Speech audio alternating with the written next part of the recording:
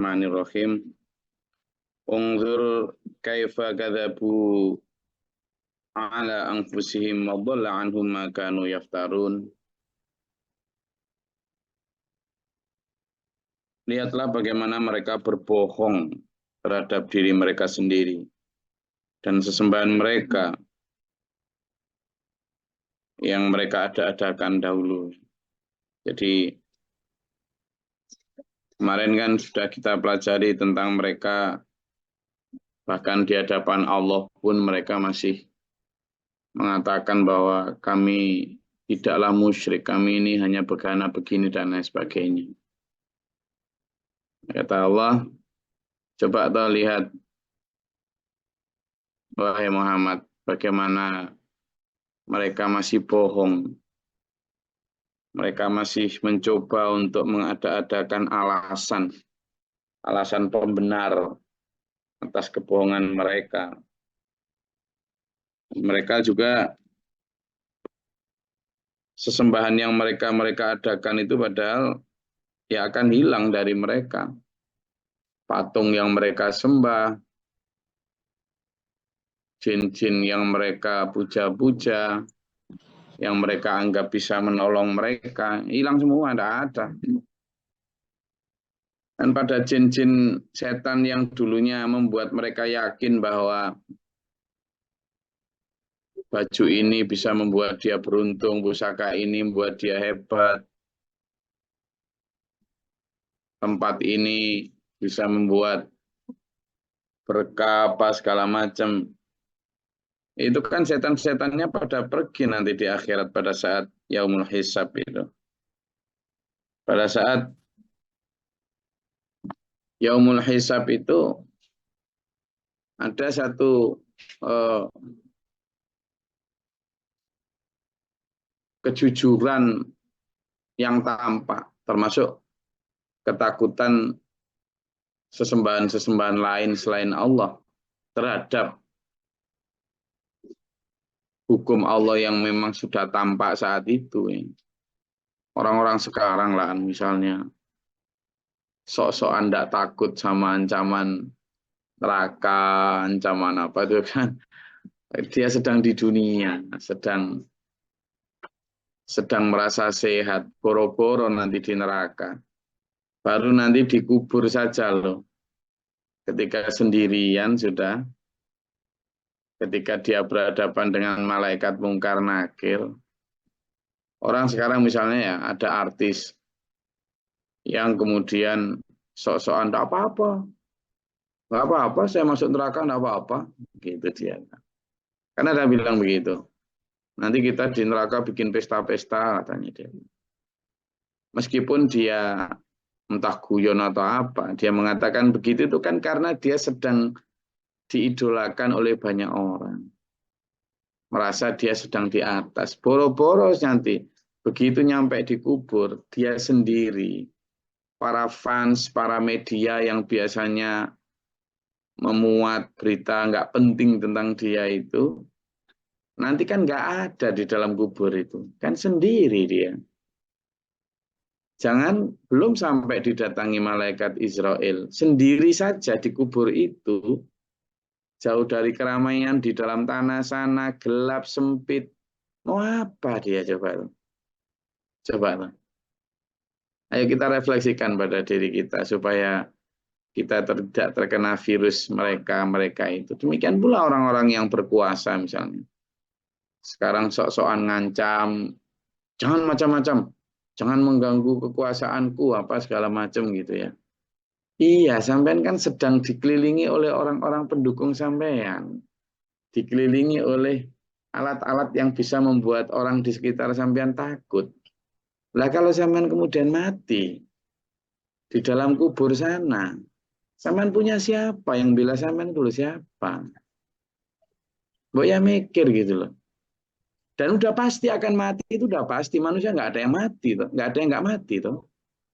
Mikir simpel gitu aja lah kita itu dalam menaklukkan kesombongan diri kita supaya nggak kena kayak ini gitu. Orang yang disuruh beriman kepada Allah tidak mau, masih beriman terhadap setan-setan mereka, seolah-olah setan mereka itu nanti bisa menolong mereka. Boro-boro setan itu bisa menolong orang yang bisa dibujuk untuk menyembahnya. Oh, menolong diri mereka sendiri aja tidak bisa kok. Kata setan-setan itu nanti, aku sendiri takut sama azab Allah katanya. Ya memang ketika di dunia, setan itu membisikkan di hati manusia, tidak usah takut, tidak ada itu neraka itu. Itu cuma cerita bohong. Makanya di ayat yang selanjutnya nanti kita baca.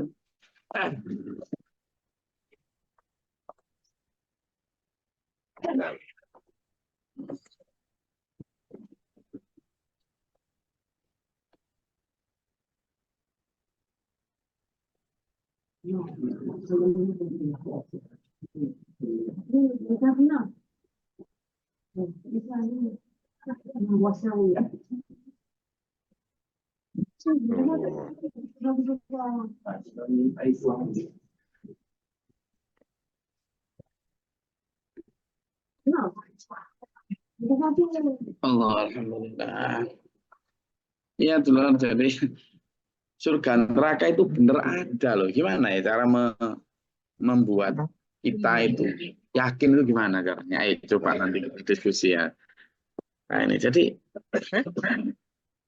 manusia itu tidak yakin, tidak benar-benar tidak yakin. Dan yang membuat manusia tidak yakin itu ya setan itu. Sementara manusia nggak yakin setan itu ada, kan repot ini, ya kan?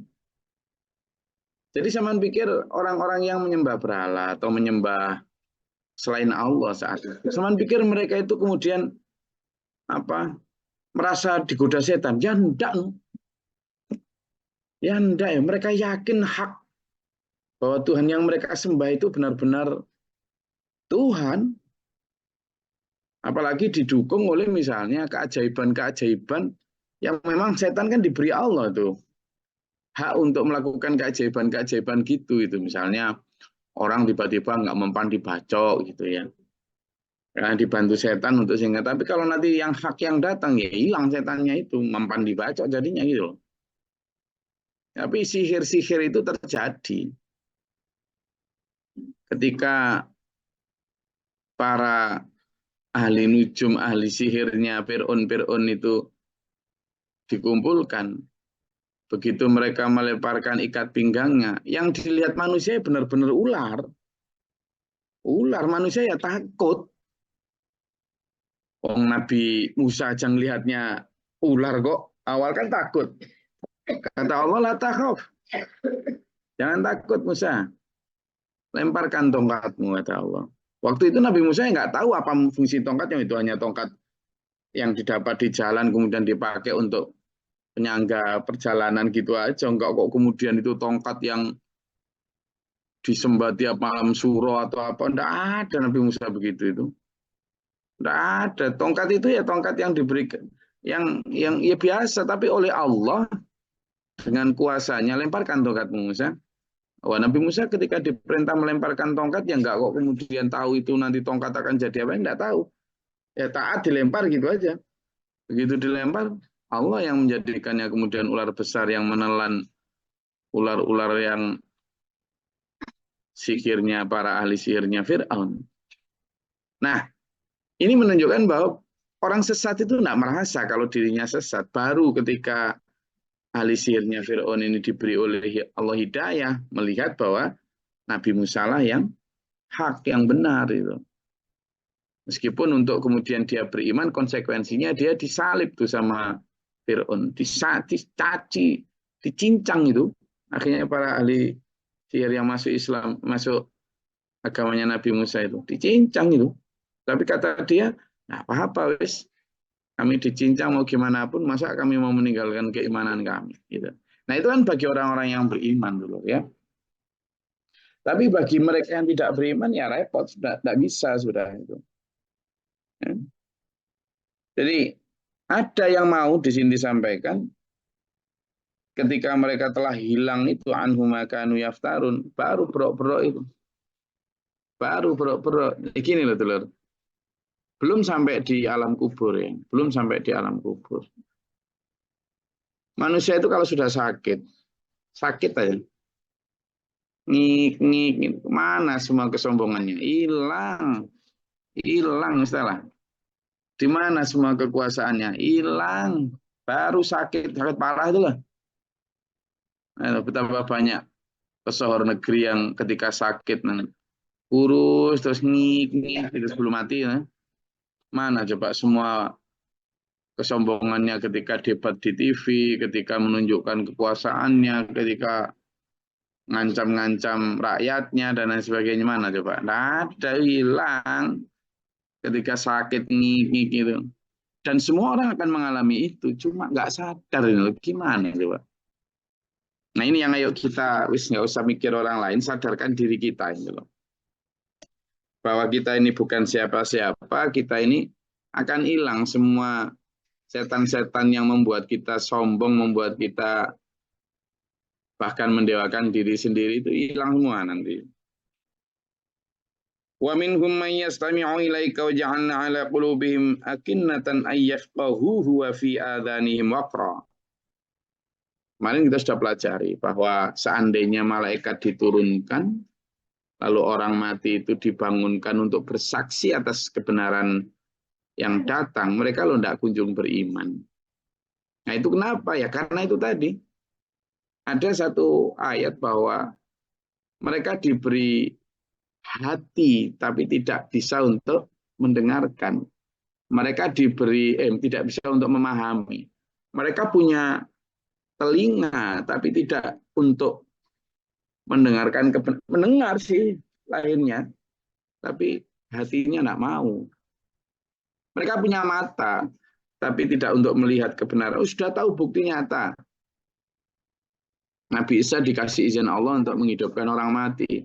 Apakah beriman? Enggak. Enggak gitu loh ya. Jadi itu membuktikan bahwa hidayah itu tidak mudah. Hidayah itu benar-benar satu given, gift ya, pemberian dari Allah gitu loh. Jadi kalau artinya di sini disebut bahwa mereka punya hati tapi tidak untuk yafqahuhu, ya, itu menunjukkan bahwa tidak semua perangkat yang Allah berikan itu akan berfungsi.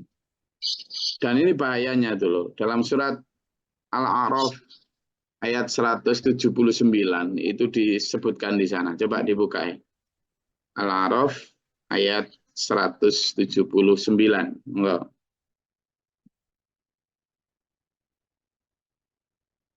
Al-A'raf ayat 179.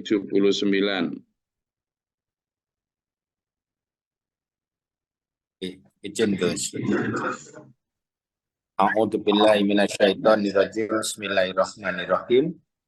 Dan sungguh akan kami isi neraka jahanam banyak dari kalangan jin dan manusia. Mereka memiliki hati tetapi tidak dipergunakannya untuk memahami ayat-ayat Allah.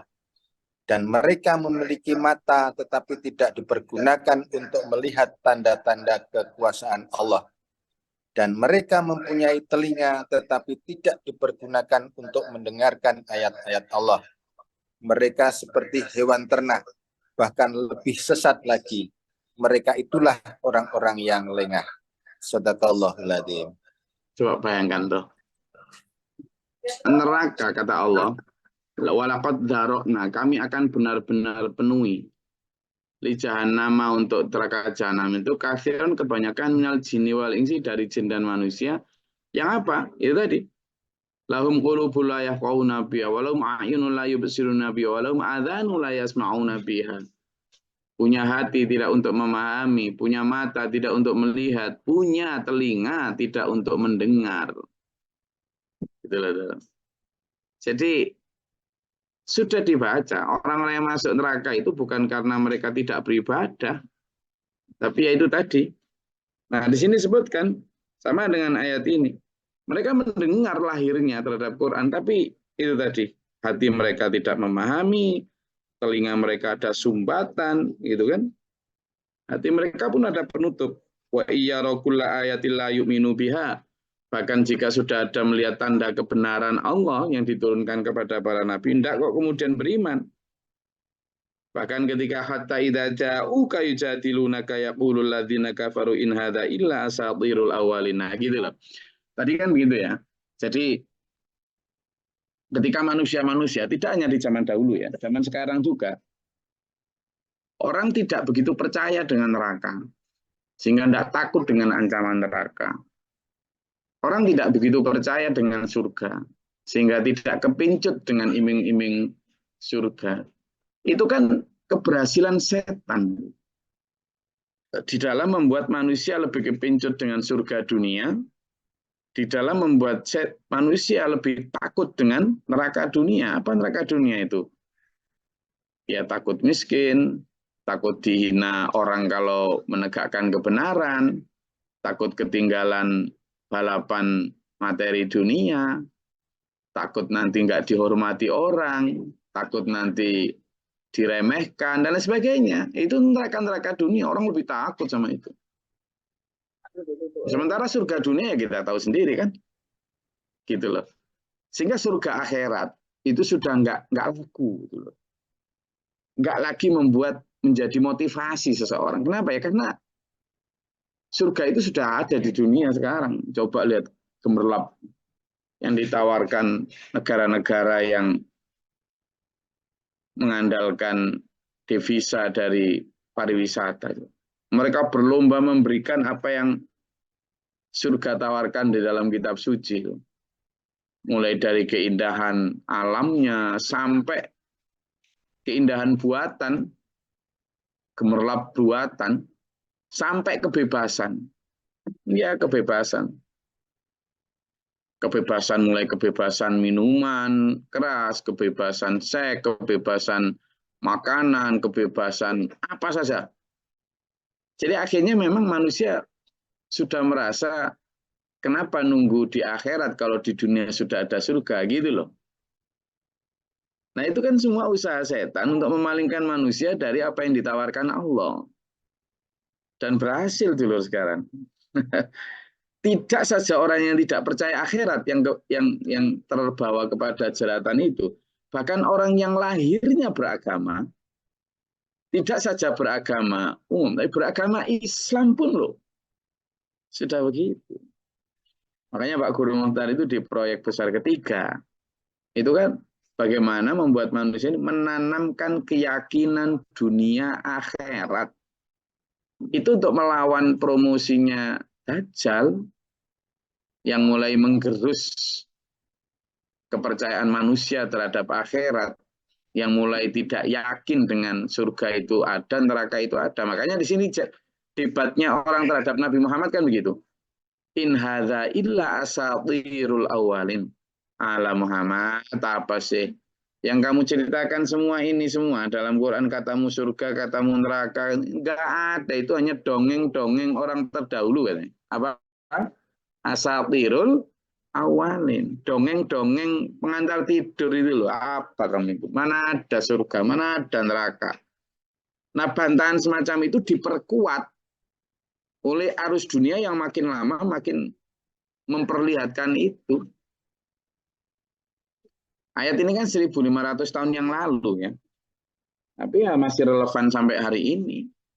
Buktinya manusia memang benar-benar makin nggak takut neraka, makin nggak pengen surga.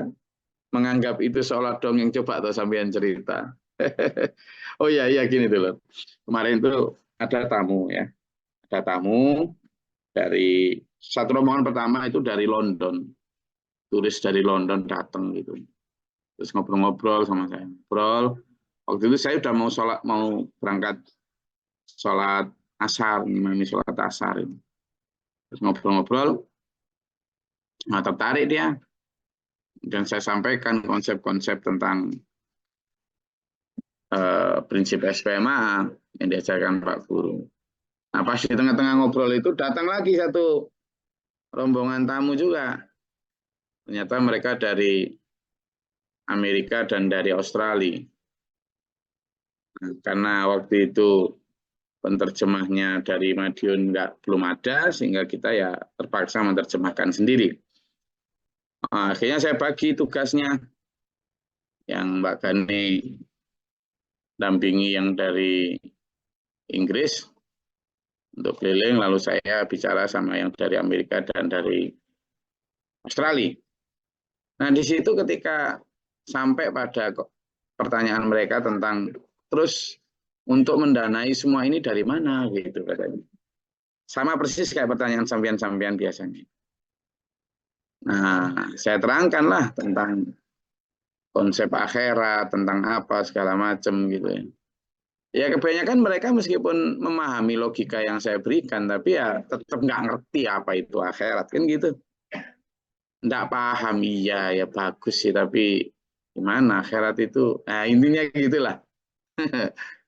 Jadi kalau melihat itu saya jadi berpikir bahwa jangan-jangan orang yang Islam pun yang satu di antara rukun iman itu adalah rukun iman kelima itu percaya akan adanya hari kiamat, hari akhirat.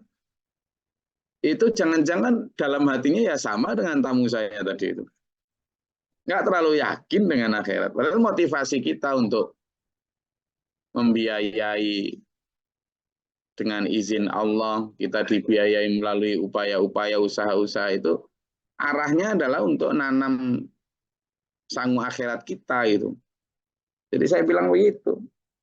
Para personil di SPMA itu, jamaah di SPMA itu ya tetap bekerja, tapi ya sebagian saja untuk keluarganya, nah, sebagian yang lain ya untuk membiayai perjuangan lah sesedikit apapun itu, ya bilang gitu. Apa itu ya? Karena kita yakin bahwa kita akan hidup di akhirat selamanya. Kita beritahu banyak. Demikian pula ketika malam saya ada tamu lagi dari Bandung itu. Di sehari kemarin nggak berhenti itu, mulai dari pagi di Tabanan sampai malam itu masih ada tamu itu.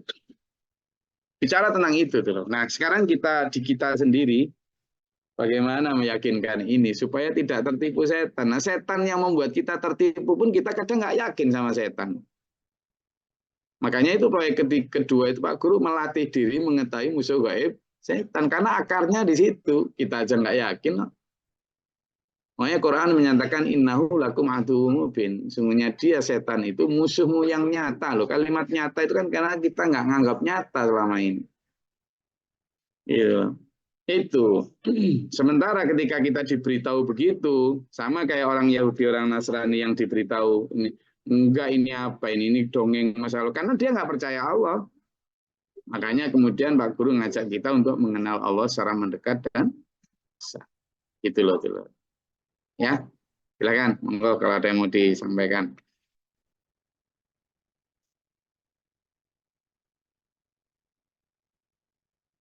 Ya, silakan. Kenapa sih orang tidak percaya? Nggak percaya akhirat ya karena dilupakan setan gitu loh.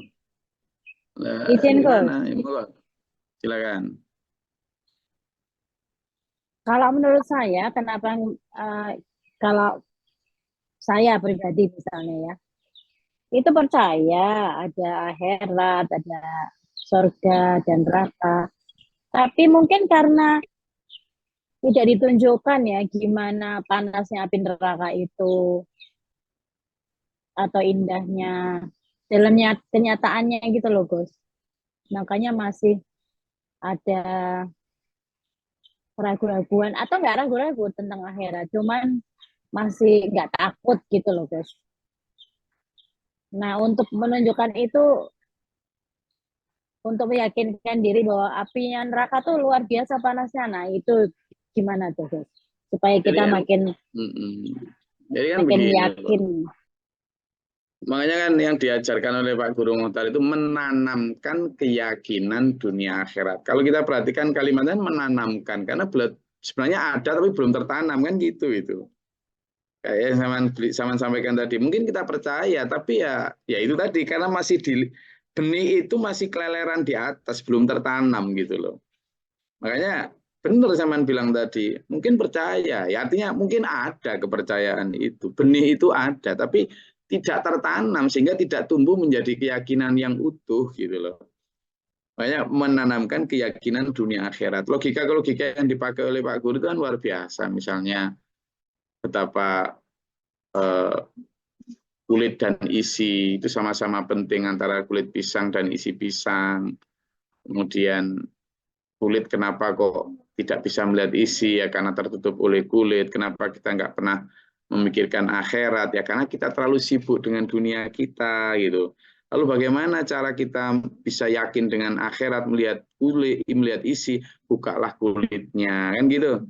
Maka bagaimana kita yakin dengan akhirat lalu mempersiapkanlah kurangi kenikmatan dunia, kenikmatan makan kurangi dengan puasa sunnah, kenikmatan tidur kurangi dengan tahajud, kenikmatan harta kurangi dengan sedekah. Itu cara membuka kulit pisang biar tahu isi pisang.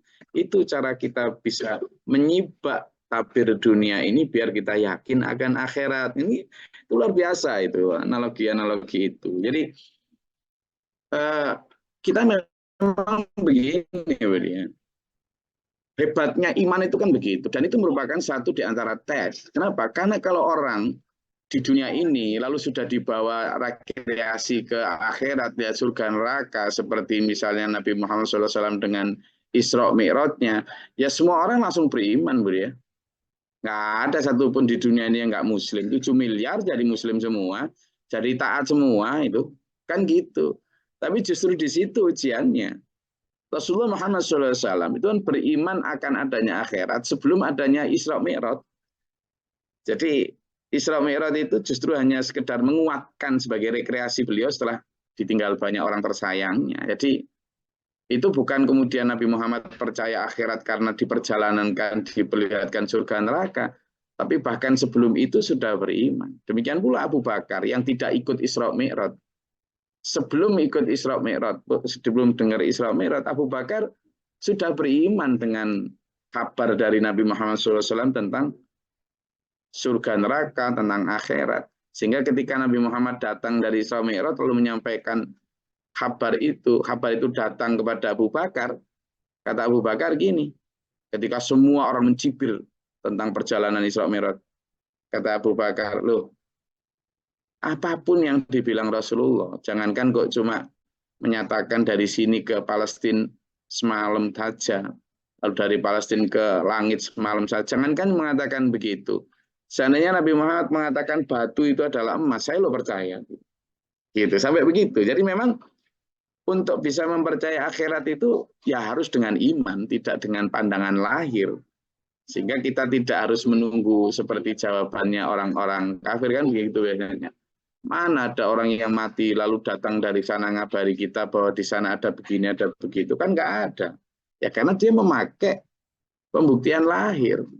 Pembuktian apa yang nyata itu adalah apa yang bisa dilihat. Padahal kalau dia bisa merasa misalnya angin nggak bisa dilihat juga nyata kan. Padahal sudah masih barang lahir loh itu. Padahal rasa sakit itu kan nyata. Tapi di mana ada bisa kita lihat rasa sakit kan nggak ada. Tapi bisa kita rasakan. Makanya ada satu analogi bagus dari Pak Guru juga gini. Orang kehilangan iman, itu analoginya seperti ini. Kalau orang putusnya layang-layang, ya, putusnya layang-layang, putusnya benang layang-layang, itu bisa dilihat, bisa dirasakan, tel gitu, pedot gitu. Bisa dilihat juga bisa dirasakan. Kalau putusnya penyakit dari diri kita ketika sudah hilang, itu meskipun nggak bisa dilihat, itu bisa dirasakan. Oh, aku udah nggak sakit, udah enakan. Nggak bisa dilihat, tapi bisa dirasakan, terutama penyakit dalamnya. Tapi kalau putusnya iman, hilangnya iman dari hati itu, nggak bisa dilihat, juga nggak dirasakan. Makanya ketika orang imannya hilang, itu nggak kerasa kalau imannya hilang.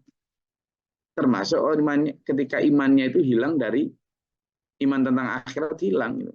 Dia masih merasa bahwa dia beriman kepada akhirat, tapi padahal prakteknya dia tidak mempersiapkan kehidupan akhirat. Itu loh. Dia hanya percaya pada dunia yang memang bisa dilihat oleh panca indera, dirasakan panca indera. Tentang akhirat yang belum dia rasakan, ya sekedarnya. Gitu. Karena apa? Kepercayaannya hanya sebatas yang saya sampaikan tadi.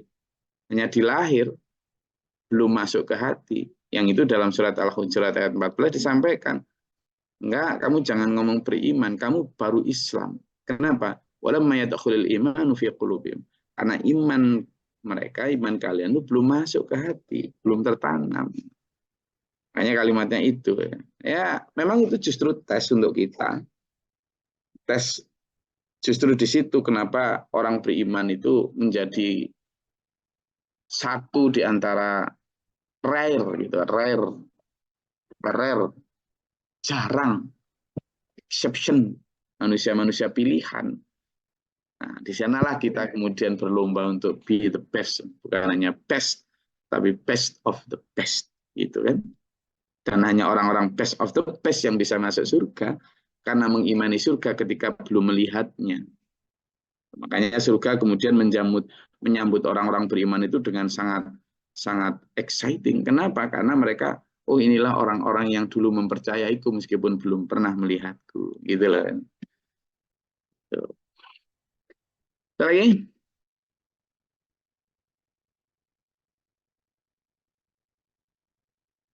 Monggo, ada? Oke. Kalau tidak ada, saya rasa cukup kajian kita pada pagi hari ini. Alhamdulillah, tetap istiqomah dalam kebenaran, insya Allah. Kalaupun masih ada kekurangan, ayo kita sadari dulu. Kemudian kita pelan-pelan memperbaikinya, pelan-pelan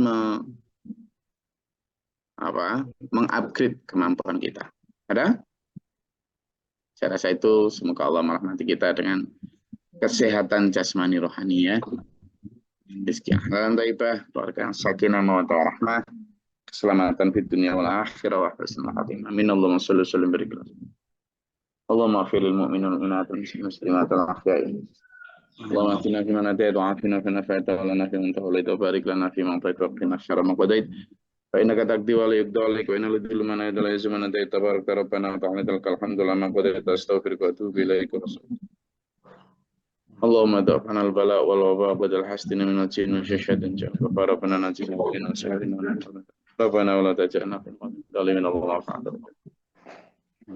rabbana wa nafaqtu bina ma syahidin rabbana la tuzigh qulubana ba'da idh hadaytana wa hab lana min ladunka rabbana waj'alna muslimin laka wa min dhurriyyatina ummatan muslimatan rabbana atina fid dunya hasanah wa fil akhirati hasanah wa qina adzabannar rabbi ighfir li wa li akhi wa li walidayti wa li dhurriyyatina wa la tasqina ونفق لنا صبر وسبيل الرب ونرى بالعزة مسؤولنا سلام alhamdulillah rabbil alamin. Sebelum saya akhiri tolong ingatkan ya, tadi yang ayat 26 belum saya terangkan, insyaallah besok nih tolong ingatkan. Bila taufiq wal hidayah. Assalamualaikum warahmatullahi wabarakatuh. Warahmatullahi wabarakatuh. Thank you guys. Allahumma arhamna bil Qur'an.